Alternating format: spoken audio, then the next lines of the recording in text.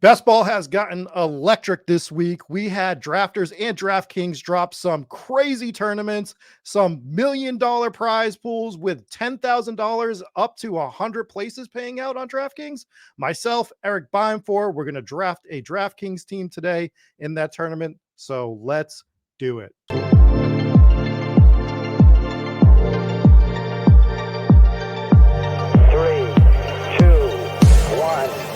liftoff.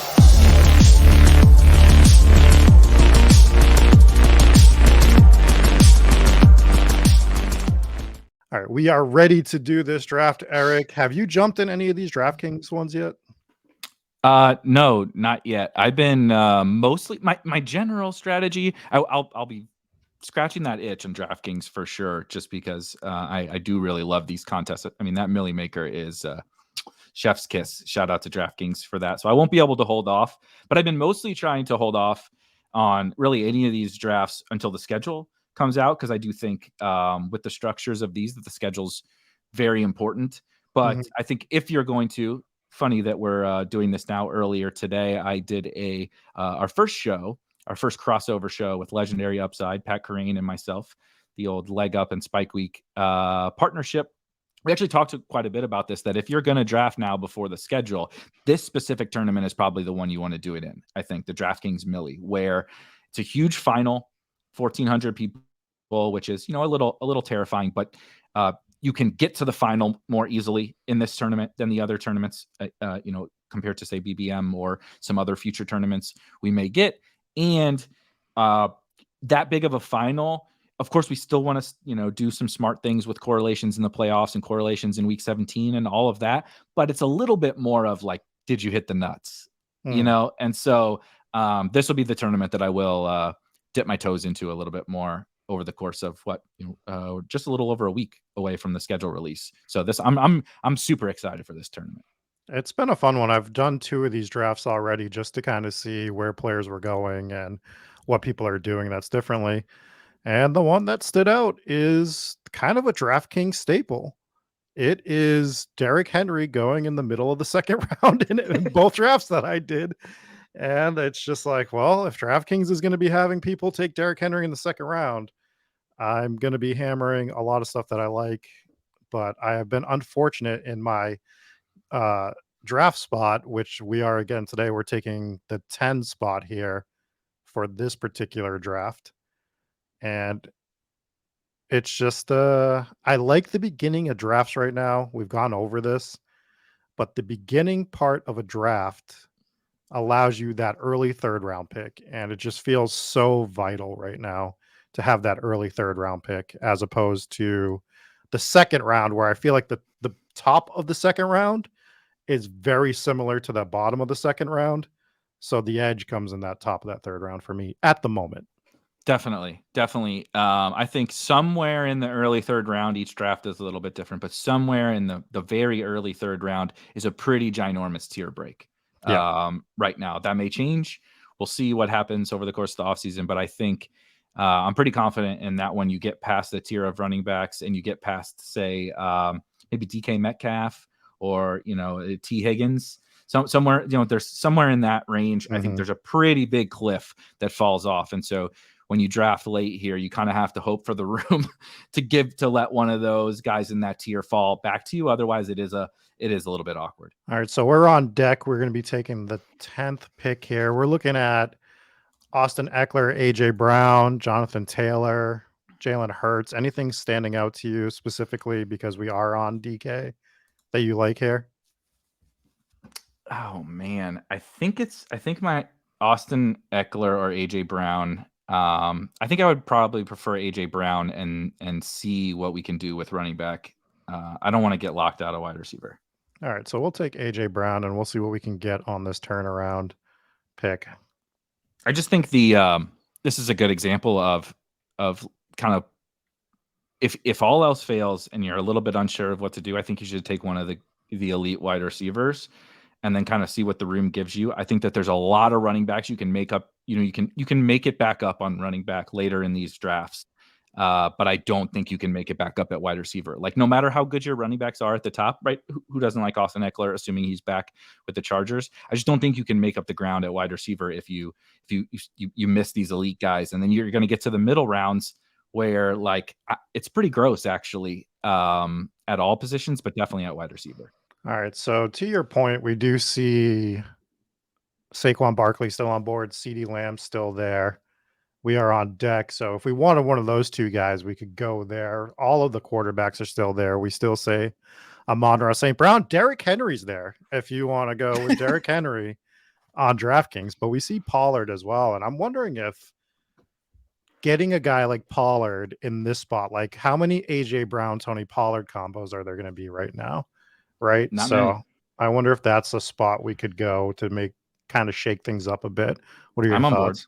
Yeah, I'm definitely on board with that. I think that makes a lot of sense. I think this is the example of what you were talking about with that late draft spot where once you once you get past a certain point in the first round.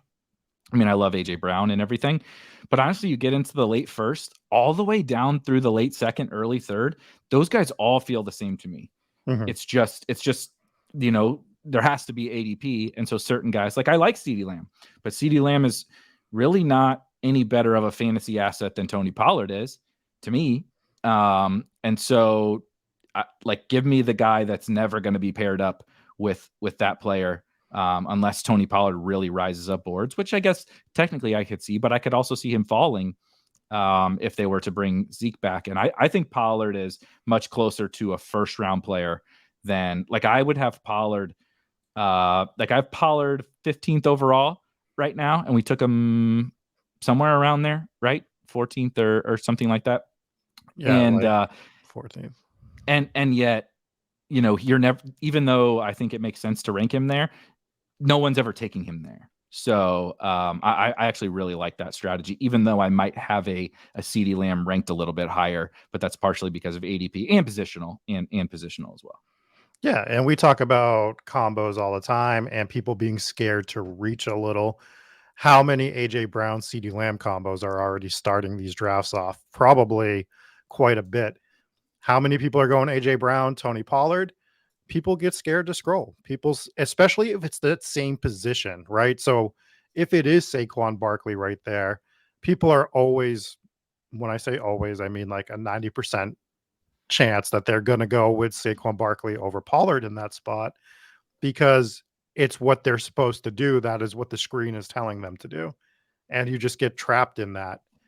And I think it's just better to be able to have the mindset to scroll down. I'm just pulling this up while we are talking about this. If you use our handy dandy ownership projections over here on Spike Week, if you go, we do have DraftKings up. And so you can see every single day, it'll tell you, right, ADP moves and things. So it'll update every single day the draft rate for combinations of players. And so when I just search by Tony Pollard, and then I go look, for AJ Brown, see 4% of the time, 4%. 4% are Tony Pollard teams with AJ Brown. And like you scroll up to your exact point, like, look, I love Tyreek Hill, but Tyreek Hill versus AJ Brown in say week 17 is basically a coin flip, but because their ADPs align, right? Cooper Kupp, Bijan Robinson, Tyreek Hill, right? All these guys are being paired with Tony Pollard, and no one's pairing AJ Brown. So I didn't know this right when we made that pick, but it made logical sense, and so it's nice to see it play out in our data. Oops. And I think it's part of like drafting early because people are like, why would you draft early? You don't have the information advantage. Well, you have the advantage of people just of getting your drafts in and starting to get more comfortable with scrolling because you don't want to screw up in the beginning. You're just getting so used to so you're just taking one of those top 3 names usually. So giving yourself, and you don't have to do it with every pick, but just being able to look at the draft board and be like, well, these players are pretty comparable. AJ Brown, Tyreek Hill, there's not a huge difference in that. And one of them is with Tony Pollard 20% of the time. The other one's with him 4% of the time. Let's do this a few times and just get like a gigantic edge on a gigantic field. Absolutely. It's the same thing to me as like the week 17 and playoff stuff. I know it gets a lot of hype and it's a funny bit and all of that, but really all that is kind of a tiebreaker, right? Mhm. If you have a player who projects or is ranked just so much more highly than another one, right? Like if I'm totally making this up, but if we took Tyreek with the first pick and like AJ Brown falls to the second pick, they're probably going to be a unique pairing by ADP, but they're also that's in a different tier than Tony Pollard is. So you just take the guy that's a better pick. But when they're all the same, when they're all in the same tier, that's when you start to look at this like, okay, is this a different combination than most people are taking? At least that's how I'm thinking. See, this is where we're this is the spot I hate. I know. I was hoping DK Metcalf was going to fall to us here. What do He you think does about not. Gibbs? I mean, I'm fine with taking Gibbs. I'm worried that he's already moving up to rounds that we don't want to take him. It's just DraftKings, though. I like him on DraftKings better. I'm okay buying him on DraftKings here.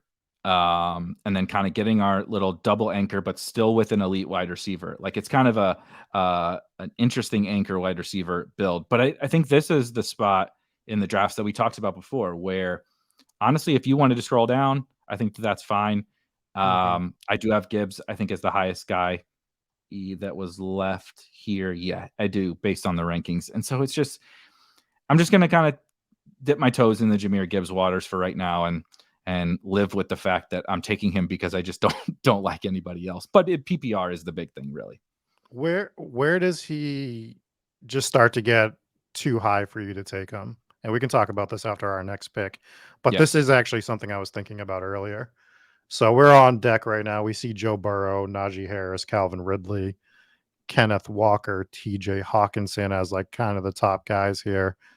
And doesn't mean we have to take one of those. How far down the list is, so some of the guys that are up next on my rankings would be Amari, DJ Moore, Debo. Is Debo gone? Yeah. Amari, DJ Moore, Andrews, Hawk also. I think that was all it's. Ken Walker is also up there. I don't really know that I want to do him. I think I think I prefer Amari here to Amari. help set us up for Cleveland if we want it. And it goes kind of the first round thing. I'm not saying Amari is like some mega smash, but I have him ranked the highest here out of every player that's left. He is a wide receiver, so we're just making sure we're not going to lock ourselves out of wide receiver, and he sets us up for a stack later on. So Amari's the guy that I think I'm going to fall into a trap if their ADPs stay close, where I'm grabbing Calvin Ridley a lot, and I should probably be grabbing more Amari than I am. So I like grabbing him here. And to your point, setting up that Cleveland stack. The other thing is, you brought up Hawkinson. I just feel like Hawkinson is going to smash this year, just based off the usage they had with him last year. I know everyone's getting excited. I mean, everyone loves Justin Jefferson, rightfully so. But I'd rather have TJ Hawkinson over like Mark Andrews this year based on value of where they're going in the draft. I can't take Mark Andrews where he's going right now, personally, with everyone else that's around him. So Hawkinson is a guy that I haven't taken much of yet, but I am gonna try to find ways to make sure I have enough of him, if that makes sense. Yeah, he's a guy I definitely I don't love elite tight end this year a ton. We talked about in a previous video about some concerns we have with Travis Kelce. Not Travis Kelce himself in a vacuum, but drafting Travis Kelce in the first round. Some concerns that we have. Mark Andrews, I was really hoping for a little bit more of a discount than we ended up getting. He's much closer to his last year's price, which I certainly understand. But I was just, it's just one of those. You're like, yeah. He was really bad for the final 2/3 of the year. You would hope that people would do really that. Bad. But yeah, but with the Ravens, new offensive coordinator, theoretically more passing. They beefed up, obviously Lamar's back, and then they beefed up the receiving core. I'm pretty excited for the Ravens, like passing stacks. But I was just hoping I wouldn't have to pay the premium for Andrews. I'm okay with Andrews. Maybe a little more than you are, but I have Andrews and Hawkinson literally right next to each other, not just as tight ends, at ranked. So flip a coin, whichever one you like. I think that I'm more interested in dipping my toes into the waters of those two than I am of Kelce, because I don't think there's really much opportunity cost at all for Hawkinson and Andrews. But for Kelce, you're foregoing like maybe Cooper Kupp, Bijan Robinson. Like it's a big deal to have to take Kelce. Whereas these guys, we didn't even have anybody we really loved right there anyway. Right. All right, so I just kind of want to see where our QBs are going. So if we're kind of starring Deshaun Watson here, he's going around 76, and we're going to be at pick 58. So the question is, we're probably going to push him for these two swing picks and try to get him on the next two picks that we have. So when I look at this list here, I'm in love with Drake London this year, just based Okay. off of some of the stuff he did last year. And I think his quarterback doesn't matter quite as much. Is there anyone standing out for you in this range? I like London and Pitts. They're growing on me because I think that they proved they can be fine in a crappy passing offense last Hmm. year. Relatively speaking, I know at these costs they can be fine. If something were to happen and Tannehill goes there, that's a huge upgrade for them. Or if Ritter just takes a step, or the offense is just awesome, right? The offense could be really good. Bijan, and I know we don't like Arthur Smith. I don't like him either, but it could just take a step. So I'm okay. I'm okay with London. This is another kind of dead zone ish where I do think we should probably draft a wide receiver. Okay, I was gonna throw out Michael Pittman there too because we could set up something with Anthony Richardson, but he goes right before us. So I'd be looking at London here, and my hopes would kind of be to get Goddard on the comeback, unless you wanted to go Pitts and then try to get a receiver on the comeback. Let's take Any London. Let's take London and see what happens. All right, let's take London. Another thing sets us up. I know people are probably like, why do you care about this? Just take the best player. But when you're deciding between these guys who all are pretty similar to you, we don't have a quarterback. We know stacking is really important. Giving ourselves outs to those mid to late round quarterbacks with stacks, I think is a good way to go about it. Exactly. That's kind of why I was looking at that Pittman, which would have been nice. Dobbins still feels too low. Not that I think we need to take him on this team where we have Pollard and Jameer Gibbs right now. I'd probably prefer a wide receiver, but I almost wouldn't hate taking Dobbins if that's something we decide if we don't like any of the receivers. We do see Dallas Goddard go. I'm going to So name some wide receivers just because I'm admittedly not completely. Yeah, let's take a look here. I don't hate the Bucks guys actually, but this is pretty gross at wide receiver. yeah, But if we were to go that route, I would probably take one of the Bucks guys. I think I'm okay with Goddard goes, but I'm okay with Pitts and go in the Atlanta stack route. And then yeah, I don't love the three running backs right there, but Dobbins is a really big screaming value for me right here. Like he's the best player on the board. Unless did he go? nope, Dobbins is there still. So we could go Godwin, we could go Evans, we could go I vote Dobbins. Dobbins or Godwin. I'm open to either one of those two, but I would prefer one of them. Let's see what we can do with a 3 RB, 3 wide receiver build. Let's get a little different, a little out of our comfort zone. I'm definitely already out of the comfort zone. Yes. But I do think we have great backs for Dobbins. Like having Pollard and Gibbs really helps with having Dobbins based on like the player profile, right? Like Dobbins is going to be a little bit more of a ground and pound guy than these other two. Obviously, it's definitely more so than Gibbs. Pollard can do everything. So we can kind of like, it almost feels like we'll be able to ping pong between Gibbs and Dobbins. And hell, there's even going to be weeks where one of them's probably playing in our flex. So getting a good run on wide receivers, like if we were able to go with Deshaun Watson next as our QB, grabbing a receiver and then just maybe hammering 3 or 4 more wide receivers after that, feels like we could set this team up well and just completely punting tight end, which is something we've talked about. It just seems like I'm going to be doing quite a bit, especially if I don't get that Goddard Pitts tier. And at that point, it's like, the hell do I care about this position anymore? Like it just doesn't matter. Especially with 20 rounds on Right. DraftKings. Yeah. Yeah. It just doesn't matter at that point. So I think this team's setting up really fun. I'm going to go over it real quick just so that the listeners can hear it. So right now we just have Tony Pollard, Jameer Gibbs, and J.K. Dobbins at running back, and we have A.J. Brown, Amari Cooper, and Drake London at wide receiver. It's a fun starting six, I would say. One thing that you mentioned out of our comfort zone, I definitely feel like you're the You haven't had swim lessons yet, and Mhm. grandpa, your old, grandpa curmudgeon just grabs you and throws you in the pool. It's like, go figure it out, kid. You'll learn how to swim. That's how I feel about drafting 3 running backs through 6 rounds.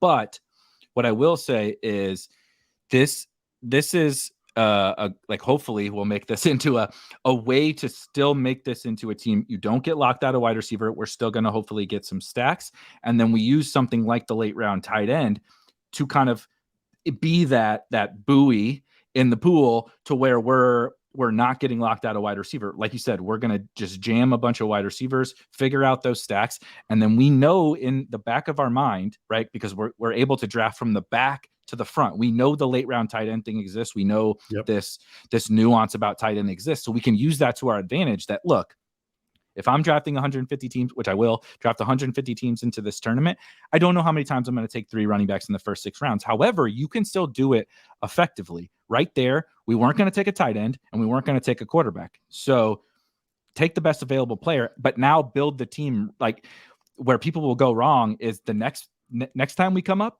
the best pick might be a running back again. But you can't do it because now you've just overinvested at that position, because there's also going to be later rounds where the best pick is a running back, and that will fit this team better, right? Later on, I don't know about as much on DraftKings, but say you and I, our boy B. Kurt, the Spike Week people, we love Damian Harris, right? In that, like, let's call it 10th round or something. He may be the best pick later. That will be okay. But if we dip our toes here into, say, Rashad White, it's like, now we already got four running backs through 7 rounds. We spent too much. And so it's just that delicate balancing act and making sure you're towing that line, which is what we're hopefully going to try to do here. Yeah, like, this is not the team to take Kamara. There are teams to take Yep. Kamara, and if we didn't take Dobbins, this would be a great spot to take Alvin Kamara for, like, a late season hammer for whenever he comes back, whether it's week 7 or 9 or whatever. But when we have Dobbins, we've already kind of scratched that itch, so we don't need to do it. That gives us so we do lose out on Deshaun Watson, but that's not the That's okay. worst case scenario. We're still pretty fine here. There are players we can choose to go with on the board. We're a few picks away. I definitely got some guys here. This is also where if Akers doesn't go, it makes the Gibbs pick feel worse because we took Gibbs and he goes, thankfully. But like Akers was going to be a value to me, and Dobbins was a value, and we just took the running back when we probably should have taken a wide receiver. I will say, it's definitely Hollywood if we're taking a wide receiver for me, but I'm also open to other guys. He's clearly the highest ranked guy for me. Yeah, I feel like there might be a misprice on him here because I'm not taking him much over on underdog, but it feels like he's way later here, or maybe I'm wrong on that. But it definitely feels like, what are we in, round 7 right now? Late Round 7. Yeah, round late 7 for Hollywood feels great. And if we are looking at quarterbacks right now, we'd be looking at Tua, Aaron Rodgers, Daniel Jones, Kirk Cousins, or we can push. So I think we want to push just because those guys don't have Daniel Jones would be an option just because he does have stacking partners later. I mean, I guess Aaron Rodgers has and he goes anyway, Alan Lazard, but I don't think we want to do that. I think we probably just go right back to wide receiver. I think a lot of these guys are good. Deontay would give us. I think Deontay is maybe we've a little jumped the shark a little bit on pushing. And I don't like Deontay Johnson, to be clear, in fantasy really, but he's better on DraftKings way better on DraftKings. And last year this dude was like a 4th round pick, and he just didn't score touchdowns, which maybe he never will. I don't know, but the volume is there, and on DraftKings that's much better. So he's the top guy for me. All right, let's go with Deontay Johnson. It allows us to set up a backdoor stack too for if we end up having to just completely push quarterback. I will probably not take Deontay Johnson on underdog at all. But for me, if he's going this late on DraftKings, I'm probably going to be a little overexposed to him just based on his skill set and what he does. Yeah. Did he score a touchdown last year? No. But how many games did he catch? Like, it felt like 20 footballs and it just, so like it doesn't matter if he's not scoring touchdowns when he's getting a full point for every catch that he makes. Oh, and also there's bonuses on DraftKings, which people forget about. So if he's catching 10 balls for 100 yards, that is 20 23 points right there for the bonus. It just seems like a no-brainer when he's going in the 8th round, 9th round. So It was pretty definitely easy pick. It's very much a down year for him, but still 8 games with double-digit targets for Deontay. Again, like you said, zero touchdowns, which is pretty crazy actually to say. He pulled the Jacoby Myers season out on 147 targets, which is really impressive. But definitely just a down year for Deontay. But I don't think it had anything really. I mean, there's a little bit of him. He does kind of do some weird, has some weird drops and stuff like that. But in terms of earning volume, he's still young. He's 26. And I think there's a reason to believe, I'm not projecting this, but if you remember, they started Mitch Trubisky at the beginning of the year last year. Disaster, shocker. That didn't work out very well. And Kenny Pickett is not some, I don't think Kenny Pickett's going to be, entering the Hall of Fame at any point later in his career or after his career's over. But this is a first round pick quarterback in his second year, played okay as a rookie. He wasn't great. He wasn't a disaster. And so with another year, the Steelers get a little bit better on offense. Who's to say that Pickett doesn't take a leap? And really, that's all that Deontay needs is some better quarterback play, because he's been suffering through the corpse of Big Ben, retirement home Big Ben, and then Mitch Trubisky and a rookie. So like if Pickett, this is a stack that I really like as like a value stack, because the gains are outsized on both these guys, right? We know Deontay can earn a bunch of volume. He just needs to play a little bit better, but the quarterback play to get better. And Pickett is a guy that's the perfect archetype for a quarterback to get better. So like if one of these things happen, or maybe Deontay just helps elevate Pickett, right? It's just so easy to see how they both kind of outperform their prices together. So we're looking at the board now. We're a few picks away. Kamara is still on board here. We see Javonte Williams, who, God, hurts my soul that I don't want to take Javonte Williams this year. We see Dalton Schultz, Zay Flowers. Jared Goff is interesting for us, where we have Jahmyr Gibbs. That could be an interesting stack for us as well. And there are some Lions stacking partners we can get at the end, particularly like at tight end, if we wanted to punt tight end.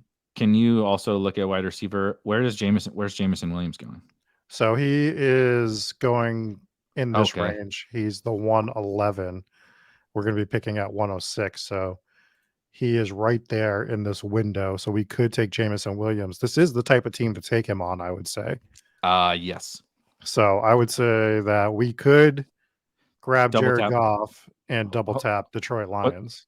Yeah. So who makes it back? Can we look at the two teams after us, just to see if which one we think will fall back to us more easily? Sure. So that would be put Goff in the queue really quick, just because we're on the clock, and make sure that we don't. Okay. So S Cunning would be, he has Burrow already. And then who's the other one? And then the other guy has Lamar. And Anthony Richardson. We should take J-Mo. Yeah. So we'll draft Jameson Williams and hope that Goff gets back to us. The only thing I worry about is S Cunning. Just, I didn't see if he had any stacking partners, no Lions. So we should be able to get him theoretically. That's always the logic gets thrown out the window pretty quick, especially on DraftKings. But the another reason, so if neither of those guys had quarterbacks, I think we should have taken Goff. But if they, in this case, right, even if they take Goff, it's not the end of the world. The stack without the immobile quarterback is totally fine. Like, we're taking Jared Goff just because it makes sense on this team, but like, perfect. Look at that, works out. Jared Goff is not like, and I like Goff fine. I have him ranked pretty close to his ADP, or maybe even a smidge above, but like, he's not like some guy, Anthony Richardson, where you're like, oh my God, if I can't stack the Colts without Anthony Richardson. Jared Goff is actually he's the point guard, right? He is John Stockton out there just setting up these other guys, and he happens to score fantasy points because those guys are so good. He's not the archetype where you're like, oh my God, this draft is over because I didn't get Jared Goff. Just looking at some of these quarterbacks back here, when we see DK Metcalf and Lockett and JSN going relatively high, that 4th, 5th, 6th round range, 4th to 8th round for the three of them. And then you get Geno Smith way back here. Are the Wow, what is that word? Are the Seahawks a little undervalued on in these drafts just based on the stack equity with getting Geno Smith that late? I think so. I think once they took, you could argue the Seahawks were a little undervalued anyway, Mhm. just because I think people didn't buy. Obviously, I didn't either buy into the Seahawks last offseason, right? And so I that definitely didn't. that yeah, I wasn't drafting him either. That anchoring is a real thing, even on into the next offseason. Especially Geno was amazing for like half a season, and then Mhm. for half or a third of a season was not as good down the stretch. And so I think people are not as willing to just accept that the Seahawks might be a good offense. And I'm not saying that that's right or wrong, but what it does create is a very high upside stack. I mean, we're talking about Geno was a very good fantasy quarterback last year. We know DK Metcalf is good. We know Tyler Lockett is good. And we know JSN is good, or we're pretty confident that JSN is good. And yet no one, Metcalf goes reasonably high, but like Geno is a value at quarterback. I have him quite a bit above where he's going here. And then JSN and Lockett, I think, are fine values at their cost, but the Seahawks as a whole, I think, for stacks make a ton of sense. And you can set them up in so many ways, right? Geno goes after all three wide receivers. So anytime you take any of them, you always got Geno in your back pocket. And to that point, Noah Fant as a late round tight end with Geno as a stack just makes a ton of sense too, right? Because we're not expecting Noah Fant to go out there and crush every single week, but he's going to give you some production here and there and have a couple weeks where he gets touchdowns. So being able to stack Geno relatively cheap with only like the cost being a slightly expensive wide receiver, I'm starting to come around on being like, well, I'm probably going to have a lot more Geno Smith than I thought I was going to at the beginning of the year. Same, especially as I started to put together rankings. Actually, if you're watching this, the rankings update has been posted already by the time you're watching this. And he's a lot higher than I ever than I ever thought he was going to be coming into the season. There is a quarterback here that we're not going to take that I do want to talk about real quick after we make our two picks, but we're going to be on the clock in a second here. Would we just be looking at wide receiver and running back this round? Yeah, can you look at wide receiver? Sure. We're seeing like Adam Thielen, KJ Osborne, Darnell Mooney, Jalen Hyatt. I mean, I like Hyatt. I'm trying to look here. Hyatt would be my number one guy here, but that's not like anything that crazy. What does tight end look like? tight end, we're looking at Cole Kmet, Gross. Chig. Yeah, it's a gross tier. Running back is I don't mind. also I don't relatively. mind one of the running backs, but I think we should take Hyatt, or if you Mhm. prefer a different wide receiver, and then we're pretty flexible on the next one. With the team we have, I like Hyatt a little more because for me, Darnell Mooney's a little bit like Jamison Williams. I know they're minus the suspension. And I just think Jalen Hyatt has the opportunity to be the lead target getter on this offense right out of the gate. We worry a little bit about Darren Waller getting that role. I'm not super sold that Darren Waller is going to do anything in New York. So I think Hyatt coming out being that end guy for them, he's just going to earn a ton of targets. Who is he competing with? Really, is the point. A bunch of Jags, and I mean Jags as Yeah, just a guy, it's a bunch right. of journeyman type guys, and Wan'Dale Robinson, who I'm not really concerned with. We don't even know that Waller's ever going to be healthy again. The Raiders wouldn't give him Yep. an extension. So I'm not saying Hyatt is. I'm not projecting Hyatt to be like an NFL superstar, but I think his archetype is perfect. He's the air quotes better and best ball guy, right? He's a big play down the field speed guy, and then he has all the opportunity. If he can play, he's a fantasy smash. And even if he's just like average, right? He's probably going to catch some long touchdowns regardless. What are your thoughts on taking? I'm not going to be doing this too often, but if we take Bryce Young here, we could set up a Mingo stack for the comeback.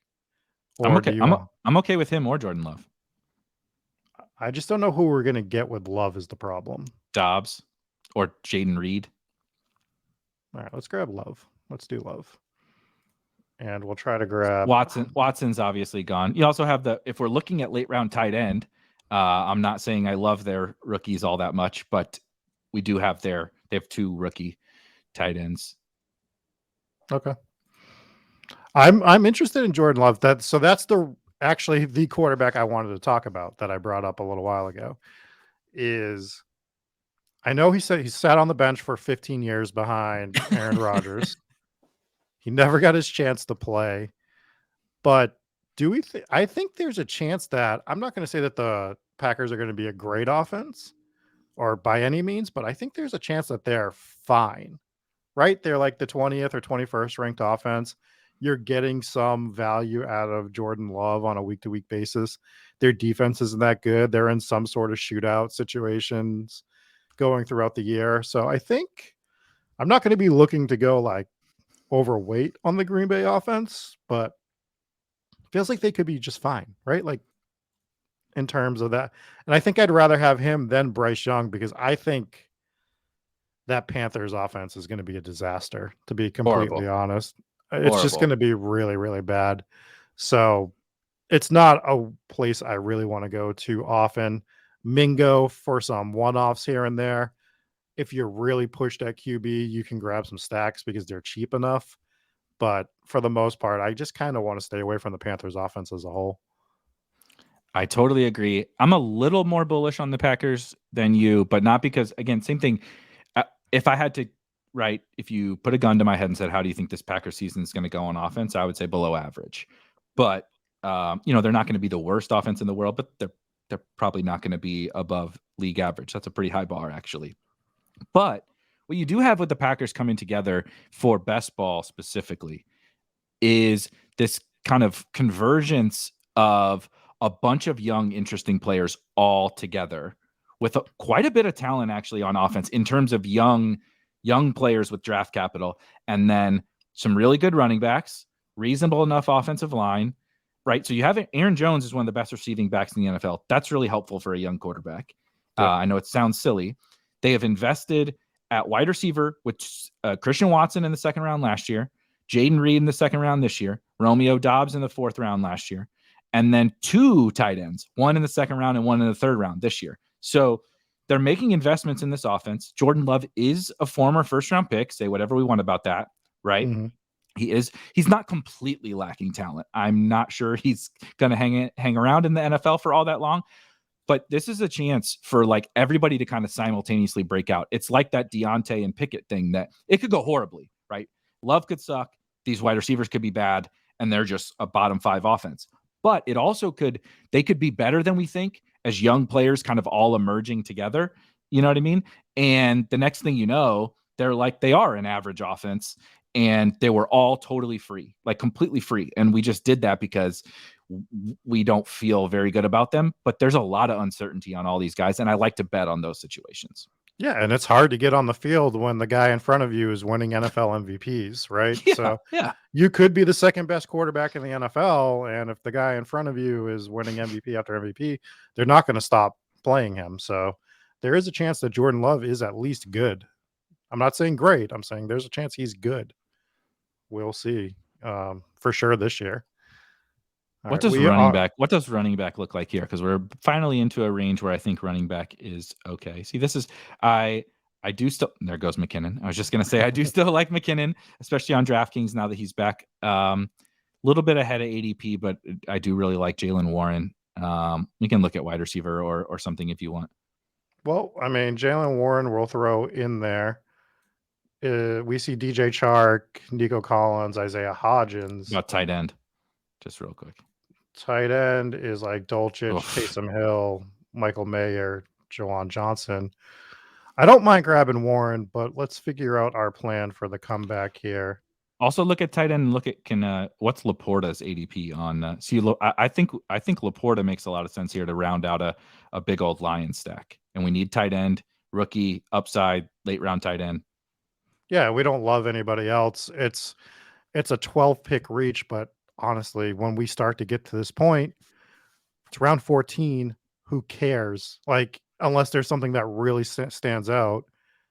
I mean, what's the difference between Laporta and any of these other tight ends or anyone left on board, really, is what I would say. So I have let's Laporta ranked around here anyway.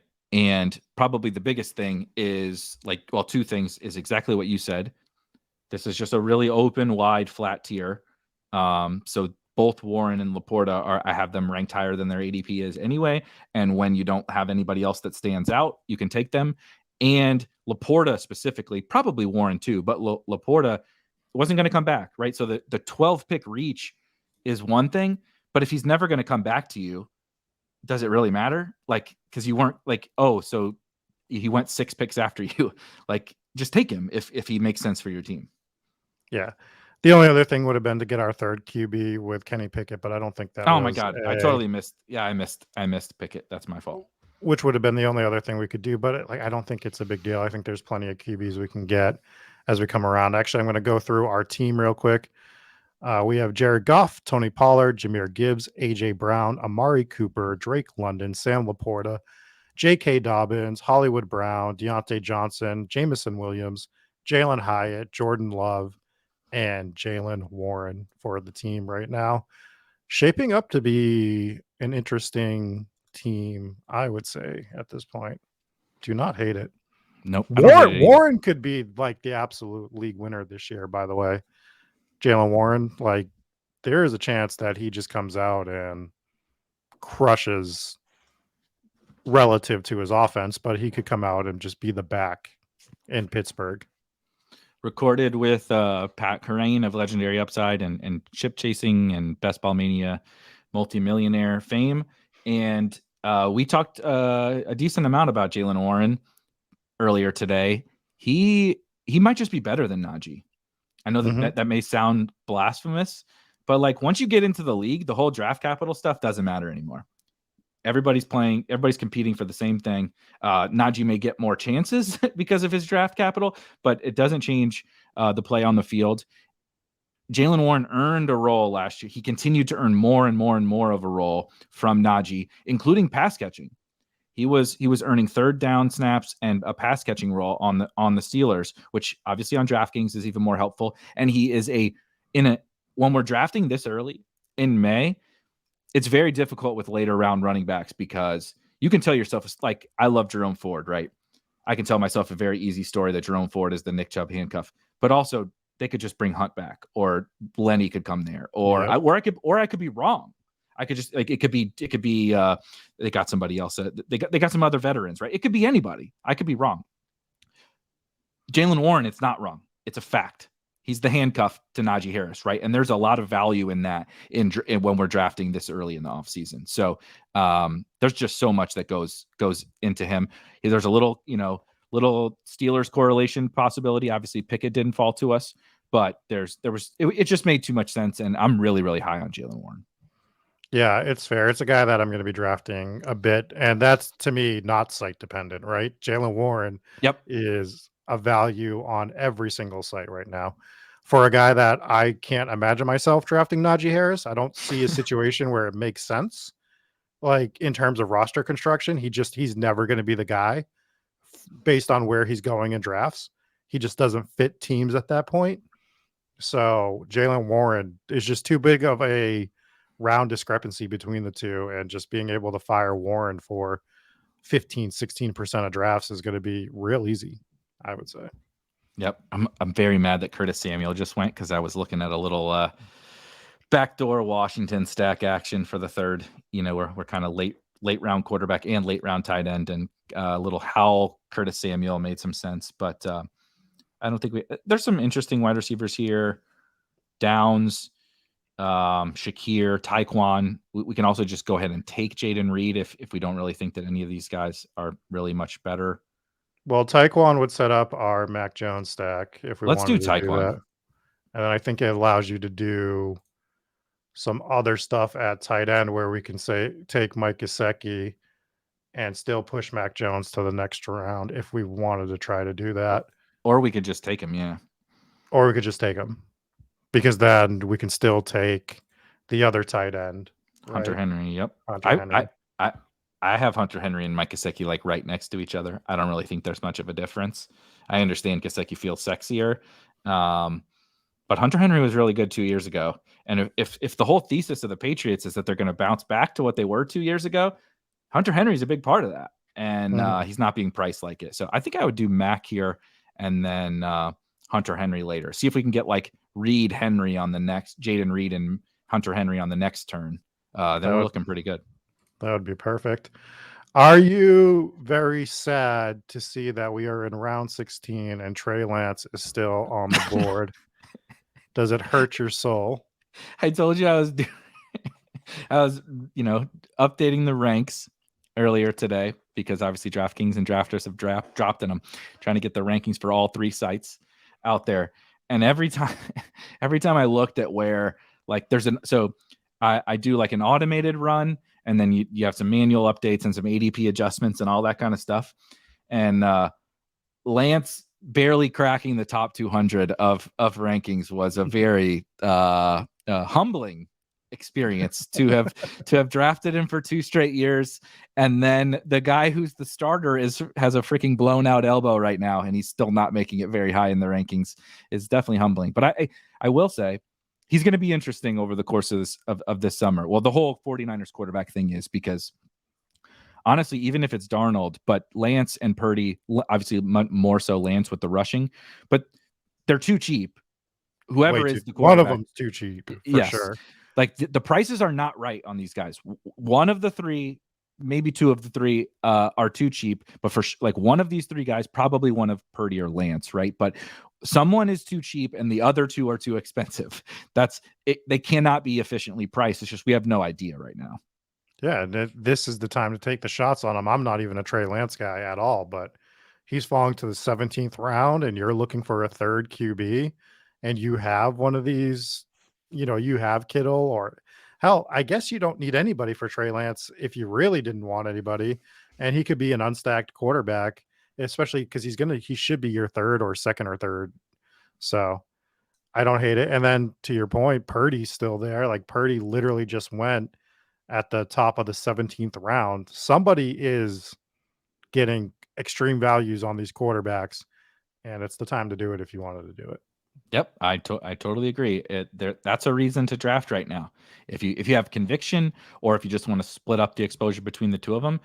If you're really crazy, if they're both available in like the 18th, 19th round, I don't think it's that crazy to take both Brock Purdy and Trey Lance on DraftKings. On Underdog, I think there's just you don't have enough roster spots. I don't think it's that crazy to do it on DraftKings. So see, there goes Lance, and I don't think I would do it this early because there's still some pretty good picks. But you know what I mean? Like the whole 49ers thing is just, and you can. I don't know that I want Purdy unstacked, but Lance unstacked. Obviously, we're drafting for some of the rushing, and he could just be elevated by the teammates, and he could bring down his teammates, right? He's still scoring fantasy points, but it's like, none of those guys are still paying off their cost. It's one of those weird things. Just it's only because he's so cheap. Best ball drafters, we need to have a discussion on why I even see Zach Ertz's name in my player queue. I don't think he made my top. He didn't make my top 250. I don't think. Like, what are we doing here? We actually might get Gesicki to follow us here, which I think is the easiest smash of all time to grab Gesicki if he's still there. Got to take it if the room gives it to you. Yeah, I was hoping to get him and Fournette. Fournette goes like 2 picks ago. Fournette would have been a nice RB to grab on this team, but Gesicki's here. I think we grab him. And see if we can get Jaden Reed, and then we need what? Running back and another tight end to close her out. I think that's probably what we would go for. And I think we could get Musgrave on the comeback, most likely here, to round out our double stack for Jordan Love and just have like all three quarterbacks stacked relatively well. And if you're pushing QB, this is kind of the way to do it. We have firepower like around them, and then we have the stacks to go with that firepower of like, and when I say firepower, AJ Brown, Amari Cooper, Drake London, Tony Pollard, and then we're just stacking up offenses. So if one of those guys is going off and then a stack's doing well, we are just scoring like buckets of points. So we have 3 offenses, not the 3 offenses we want to bet on. Motherfucker. Who was that just took, pardon my French, that just took Jaden Reed? What an asshole. Wow. Well, wasn't expecting that. Can you click on running back? Yeah, there we go. Let's scroll a little bit and see what we got. Is oof. Yeah, it's pretty gross. I got a name. Is Erik Gray available? Erik Gray is available. We can get him late. We can take Musgrave. We can take. You want to take Musgrave and just make sure we get him. Yeah, let's take Musgrave. We'll add Erik Gray to the queue. And then we'll just kind of look at running back again to try to make a plan here. So for running, you would think this was a live stream. Somebody sniped Erik Gray right after. I know we're doing this offline. We figure guys that are ranked in the like 500s we're okay with, and boom, we're being somebody hacked into us and is watching this, watching us record this draft. All right, so let's look at some running backs here. Oh no, I think he's still there. Oh, okay. He must have. I must not have clicked on the name. Yeah, okay. No. He disappeared from the queue, so I was like, "You got to be shitting me! Somebody really took his ADP is 305, and somebody just took him." So running back is pretty gross. We're seeing Robinson, Latavius Murray, two guys that I would not even begin to take. Zach Evans, I've been grabbing here and there late in drafts, just as a hope and a prayer type deal. Mm-hmm. I know Deuce Vaughn got drafted, but I do not for this team when we have Pollard, but Malik Davis is interesting in late rounds. So I do like him. People are crowning Rojo, and look, I get it. I do think Rojo has a chance to be the kind of backup in between the tackles guy there, but Malik Davis was actually pretty when Zeke was out. Malik Davis was totally fine. I think the fact that they could bring someone like Rojo in and they had Malik Davis on the roster, I think is part of the reason why they let Zeke go. Everybody's just assuming they're going to bring Zeke back. And I mean, if literally no one signs Zeke and he comes back for the minimum, sure, I think that they'll probably do it. But I don't think that they really care about bringing Zeke back. And I think Malik Davis is actually part of that reason. He could easily be the more direct handcuff to Pollard.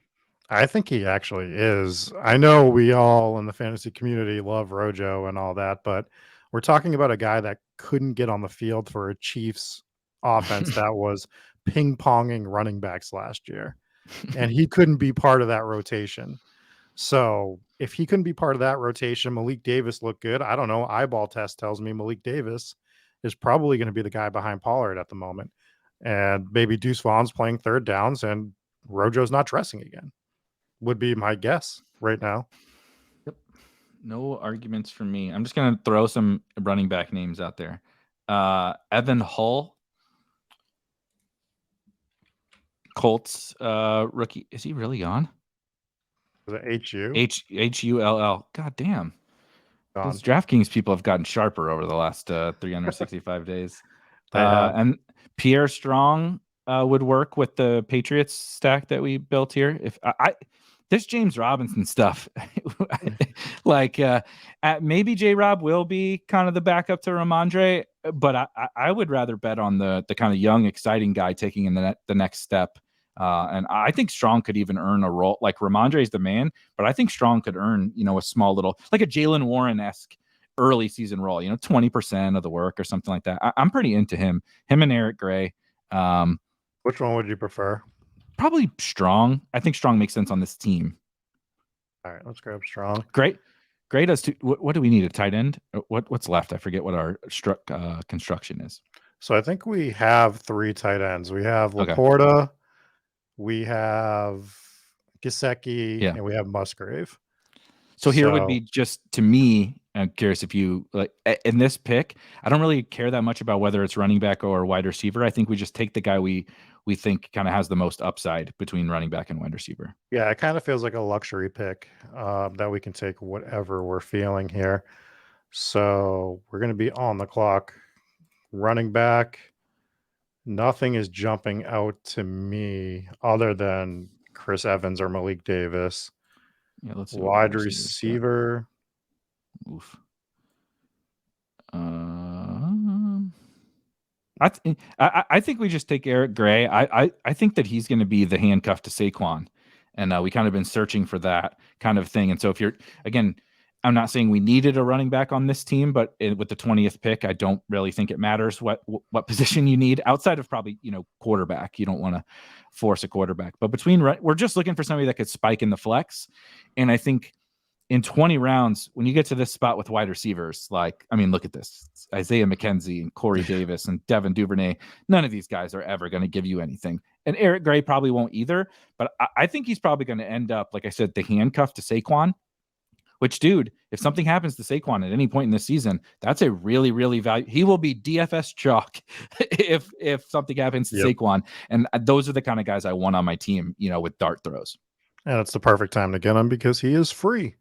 Yep. Let's go over our team. We have Jared Goff, Tony Pollard, Jahmyr Gibbs, AJ Brown, Amari Cooper, Drake London, Sam Laporta, J.K. Dobbins, Hollywood Brown, Deontay Johnson, Jamison Williams, Jalett Hyatt, Jordan Love, Jalen Warren, Tyquan Thornton, Mac Jones, Mike Gesicki, Luke Musgrave, Pierre Strong, and Eric Gray to round out the team. And we are double stacked with all our quarterbacks. With Goff, obviously, we have Laporta. We also have Jamison Williams and Jahmyr Gibbs for a pretty healthy line stack. We have Jordan Love, and we're grabbing Luke Musgrave. Actually, that was probably it with... We were going to have Jaden Reed and Luke Musgrave, but we got robbed. And then we have the Patriots stack, which is Tyquan Thornton, Mac Jones, Mike Gesicki, Pierre Strong. The Patriots stack is interesting because it is the easiest stack to get in football.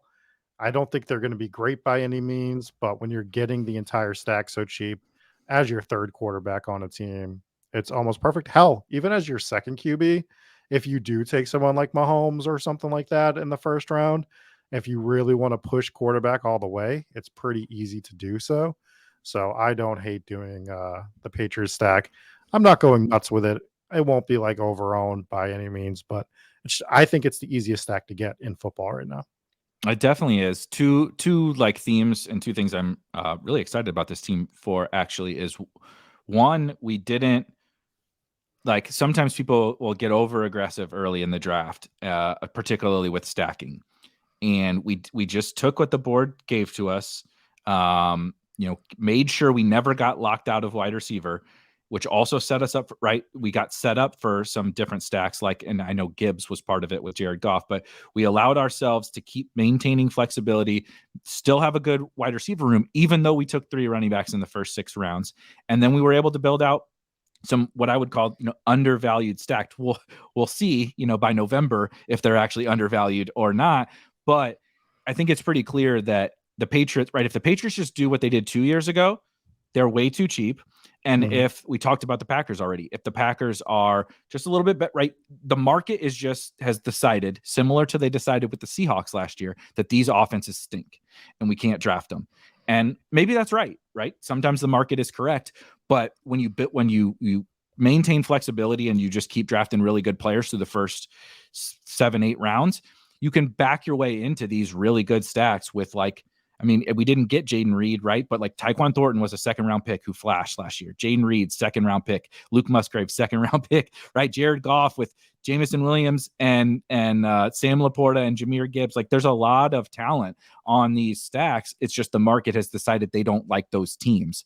And then another thing I really like is we paired the tight ends with all of the stacks, which is if you're getting this cheap stack and the stack exceeds its price, bringing that tight end along with you, right, is it's like a double whammy. If the stack hits and the tight end's a part of that stack outperforming, it's just it's a fantasy gold mine, right? If Sam Laporta is awesome and the Lions are awesome, wheels up because we didn't spend on tight end and we got 3 shots on finding that.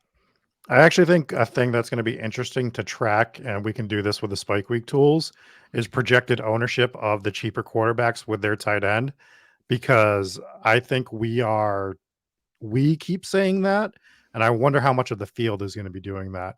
And I don't think it's going to be a lot, but it is something I want to monitor. I do want to see the Sam Laportas with the Jared Goffs and the Luke Musgraves with the Jordan Loves, and if that starts to get out of control, because then we might have to pivot off of that. But for now, it's an absolute smash for me.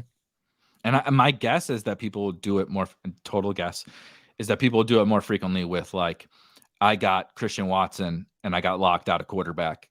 I'm just going to take Jordan Love, which is totally fine. I'm not saying that that's a negative, but just in terms of frequency, I don't think people do the backdoor stacking probably enough because people force their stacks early, right? Everybody, and I do think in general you would rather have your stacks with like the wide receiver 1 or tight end 1, like with Kelsey or something like that. But the draft doesn't always work that way, right?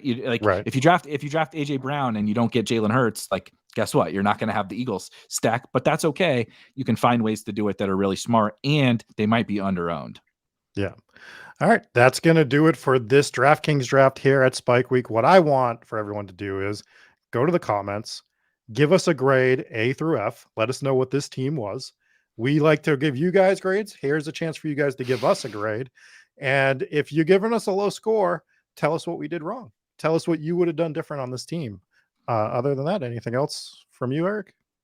No, probably about if you just finished this video, again, just dropped a new video with Pat Kareem. We got a new weekly show, Legendary Upside and Spike Week, called Legendary Sickos, where myself and Pat Kareem will break down kind of just all kinds of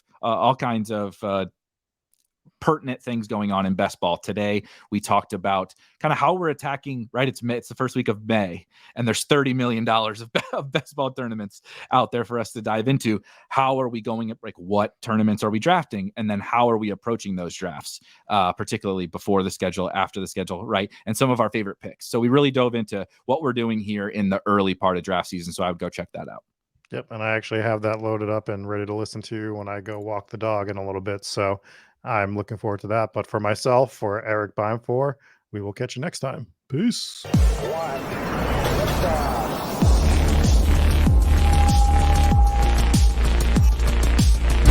Woo! Those were some spicy takes. Want to stay up to date with all of the other spicy takes we're going to have over here at Spike Week? Why don't you press that subscribe button below? You turn notifications on, we draft a team, boom, you know about it.